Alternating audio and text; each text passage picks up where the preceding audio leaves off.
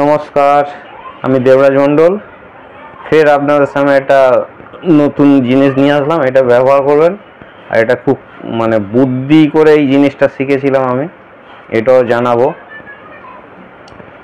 আর এমনি রবিবার থেকে এমনি রুগীপত্র এমনি চাপ ছিল, দেখলাম। আর বাড়ি সারা কাজ করেছি আপনাদের ওই ডাইনে বায়ে মরা পিরাক, পঞ্চমুখী ত্রিশূল, জলি নতুন এনে দেখাচ্ছি। ওটা পুরানোটা কাজ করা হয়ে গেছে, নতুন দেখাচ্ছি। এইগুলো আপনারা পারলে একটু জোগাড় করে নেবেন, খুব ভালো কাজ হবে। অনেকে হচ্ছে যে ডাইনে বায়ে মরা পিরাক দেখবেন, উপরে একটা পেঁচ আছে, নিচের দিকে একটা পাঁচ আছে, ওটা গুল পিরাক দিয়ে বানাবেন।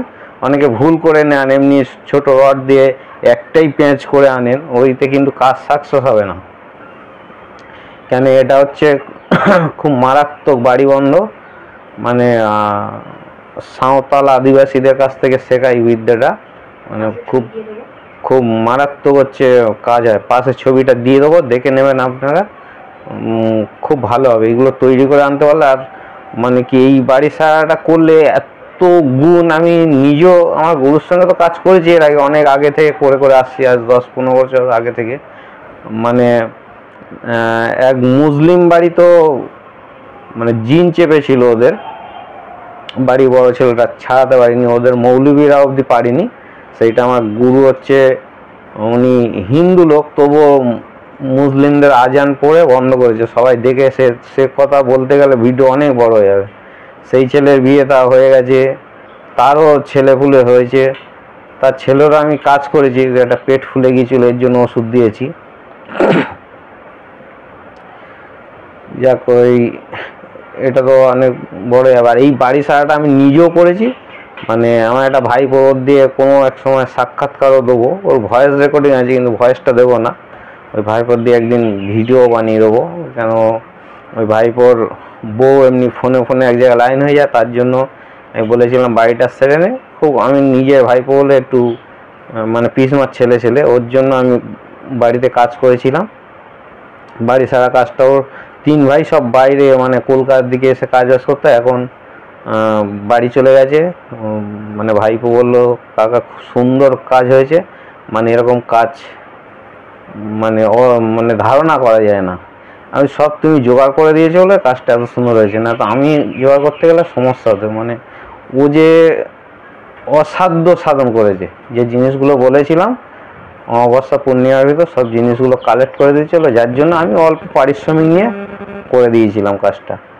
খুব সুন্দর কাজ, আমি নিজেও করে দিয়েছি। এই বাড়ি সারাটা ভৌতিক ব্যাপার তো আপনার বাড়ি থাকলে একদমই কেটে যাবে। আর বাড়ির দেখাচ্ছে আজ দেখো একরকম আছে, কালকে একরকম হয়ে যাবে, এরকম হবে। আয় ইনকাম তো বাড়বেই, দেখা যাচ্ছে অনেকে রোজগার করছে, টাকা ধরে রাখতে পারছে না। সেইগুলো একদম দিন দিন, আমার মুখের কথা না, এটা বাস্তব সত্য কথা। দিন দিন যে পরিবর্তনটা হবে আপনারা নিজেরা ধারণা করতে পারবে না। এই জন্য বারবার অনেকেরকে আমি বলি যে বাড়িটা সেরে নিন, বাড়ি অনেক প্রবলেম থাকে। যেমন আগে দেখেছেন এক বোনের হচ্ছে বাড়ি কাজ করে দিয়েছে, শাশুড়ি যা ঝামেলা করতো, স্বামী বাড়ি বন্ধ করে দিয়েছি, বা ওনার বাপের বাড়ির যেটা একটা ওই উত্তর পূর্ব কোণ থেকে একটা হাওয়া উঠতো বা জিনিস পড়তো, আমার মাটি পরীক্ষা করে বলে দিয়েছিলাম। সে বোনটা নিজেও স্বীকার করেছে, বোনটা ভয়েসও আছে, কিন্তু মেয়ে ছেলে তো পরাধীন, ওদের এইগুলো দেওয়া ঠিক না, ফ্যামিলি অশান্তি হতে পারে, ওই জন্য দেবো না। মুখের কথা বলছি, এগুলো খুব সুন্দর কাজ। এই জন্য বলো বাড়ি সারাগুলো আপনার জিনিসগুলো যেগুলো বলবো খুব নিষ্ঠার সঙ্গে আনবেন, আর একদম কাজ করে তারপর বলবেন যে হ্যাঁ কি হয়েছে। আহামরি খরচা না, তো একটু করে দেখবেন। যদি সুরা না হয় বলবেন যে অন্য অন্য চ্যানেলের মতন না, কাজ করে দেখবেন, তারপর বুঝবেন যে কি গুণাগুণ। অনেকে টাকা পয়সা অনেকে ফেঁসে আছে, এর জন্য যোগাযোগ করবেন। বা এখন তো কাজ বাজ বা চাকরির আয় ইনকামের এই পথগুলো আস্তে আস্তে খারাপ হচ্ছে। এই আয় ইনকামের জন্য বা চাকরি ফাকরি পাওয়ার জন্য যোগাযোগ করবেন। একদম 100 থেকে 99% আমি আপনাকে গ্যারান্টি দিতে পারি হবেই, আর হচ্ছে অনেকের হবে। এগুলো একটু যোগাযোগ করবেন, হতে বাধ্য। হয়তো আগের দিনে ছিল না যে চাকরি ফাকরি এরকম পাওয়া যাবে, বা আগে এইসব তো ছিল না, কিন্তু আমি বলবো না, এগুলো হয় আর হচ্ছে অনেকের। একটু যোগাযোগ করবেন দয়া করে, এগুলো করে দেবো। আর অনেকে বারবার হচ্ছে ফোনে জ্বালাতন করছে, এইটা আমার সত্যি খুব খারাপ লাগে, যে শেখান বা আমি আপনাকে রুগী দিচ্ছি এরকম করে আমাকে প্রলোভন দেখাবেন না।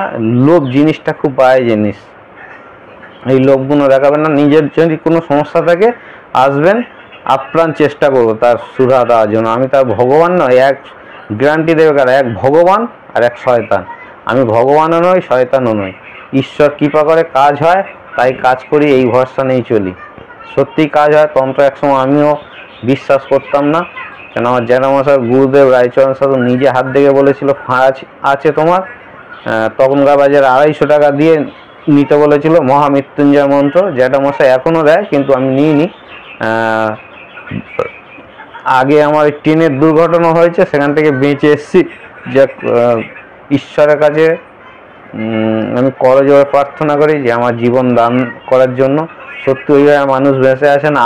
আজও আমার মানে গায়ে কাঁটা দেয়, ওই ট্রেন থেকে ছুটে উঠতে গিয়ে পড়ে গিয়ে, মানে এখনও ট্রেনে উঠতে গেলে ভয় লাগে একটু। যদি আমরা কর্মক্ষেত্রে বাধা দেয়, কিছু করার নেই, ও তো যেতেই হবে। অনেক অনেক বিষয়গুলো আছে, বিচ্ছেদ হাবিজাবি এইসব কাজের জন্য যোগাযোগ করবেন। বশীকরণ বিচ্ছেদের জন্য তো একদম মাস্ট, এগুলো কাজ হয় বা হবে। আর আজকে যে বিষয়টা নিয়ে এসেছি, এটা খুব মানে একটা গল্প। মানে আমার শাশুড়ি মা তো ওই বাচ্চা টাচ্চা ধরতো গ্রামে গ্রামে। আর ওই গ্রামে একটা মুসলিম, মানে আমাদের দিদি শাশুড়ি, উনি হচ্ছে ওই একটা গাছের শিকড় দিত।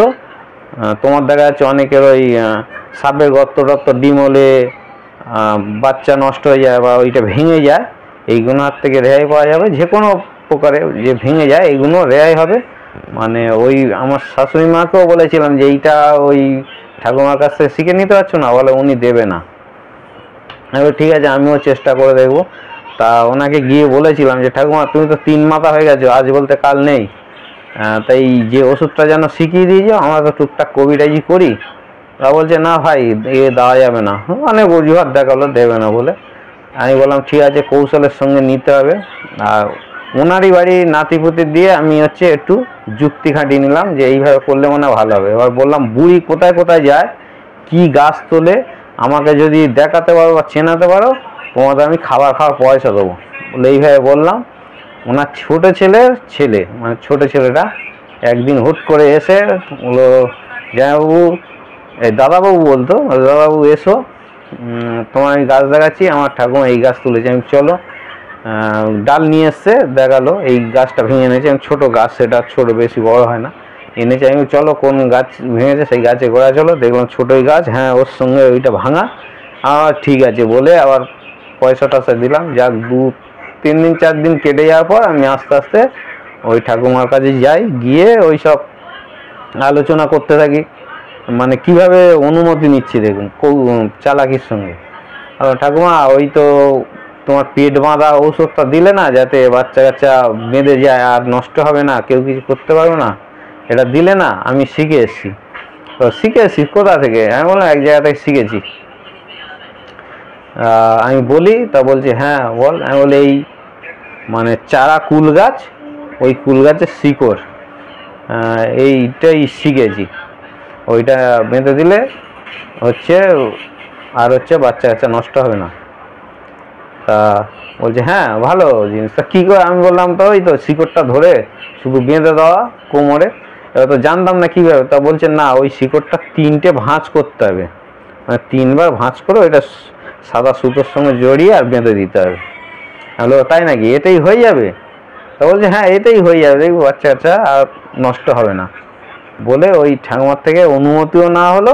আর ওইভাবেই অনেককে দিয়েছি, অনেক কবিরাজ আমাদের কাছে শিখতো আসতে বাইরে বাইরে অটো রিজার্ভ করে, সেই ভদ্রলোককেও বলে দিয়েছি, উনিও খুব খুশি যে হ্যাঁ এইটা হয়। আমি বলি হ্যাঁ, আমি এইভাবে দেয়নি, তবু আমি এইভাবে কৌশল করে আমি হচ্ছে নিয়েছিলাম। যাক, এই অবধি আজকের আমাদের সঙ্গে গল্প করা শেষ। আর পারলে যে কোনো বিষয় সমস্যা, প্রকৃত সমস্যা থাকলে তবে আমাকে একটু জ্বালাতন করবেন। আর এমনি জানেন গুরু ঘাটালে বিদ্যা পাওয়া যায়, আর রাখাল ঘাটালে খিস্তি পাওয়া যায়। যে কোনো সমস্যার জন্য আমাকে ফোন করে জ্বালাবেন, কোনো দ্বিধাবোধ নেই। তাকে আমি খুব ভালোভাবে, মানে আমার যত কষ্ট হোক আমি তাকে ভালোভাবেই সময় দিই বা ভালোভাবে কথাগুলো বলি। আপনাদের প্রকৃত সমস্যা থাকলে যোগাযোগ করবেন, যে কোনো সমস্যার জন্য একবার হলো যোগাযোগ করুন। নমস্কার, সবাই ভালো রাখবেন আর ভালো থাকবেন, আর আশীর্বাদী হাতটা আমার মাথায় রাখবেন। নমস্কার, আজ এইটুকাই, আবার কোনো এক সময় আসবো।